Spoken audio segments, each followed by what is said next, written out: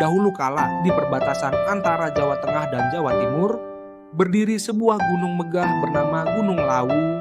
Gunung ini tidak hanya dikenal karena keindahan alamnya, tetapi juga karena misteri dan kisah leluhur yang mengelilinginya. Di puncak gunung ini konon bersemayam seorang tokoh sakti yang dikenal sebagai Prabu Brawijaya V, raja terakhir dari kerajaan Majapahit. Prabu Brawijaya dikenal sebagai raja yang arif dan bijaksana.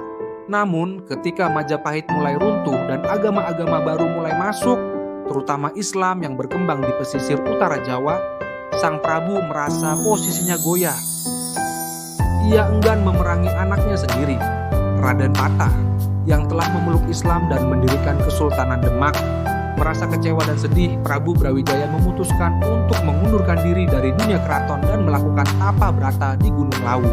Dengan ditemani dua abdinya yang setia, Sabdopalon dan Naya Genggong, sang raja naik ke puncak Gunung Lawu. Di sana ia menjalani hidup sebagai petapa, meninggalkan segala kemegahan duniawi dan mencari keselarasan dengan alam semesta.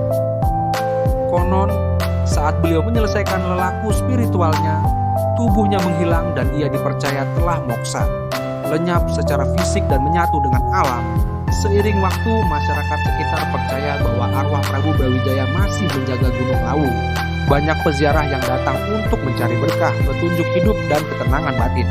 Mereka mendaki gunung dengan hati yang bersih dan niat tulus, membawa sesaji dan doa, berharap bisa bersentuhan dengan aura leluhur yang sakti. Sabdopalon dan Naya Genggong pun menjadi tokoh legendaris. Sabdopalon bersumpah bahwa suatu hari kelak ia akan kembali untuk menegakkan kembali kebesaran ajaran leluhur. Sumpah itu dikenal sebagai Sumpah Sabdopalon yang dipercaya masih bergaung hingga kini. Ia dianggap sebagai penjaga spiritual Jawa yang akan muncul ketika alam dan manusia telah jauh dari keseimbangan. Di Gunung Lawu juga terdapat banyak tempat keramat seperti Hargo Dalem, Hargo Dumilah, dan Sendang Derajat yang dipercaya sebagai lokasi di mana Prabu Brawijaya bermeditasi dan akhirnya moksa. Tempat-tempat ini tidak boleh dikunjungi dengan sembarangan.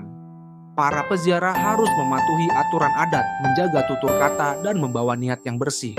Pesan moral: legenda Gunung Lawu mengajarkan kita tentang pentingnya kerendahan hati, introspeksi, dan kesetiaan.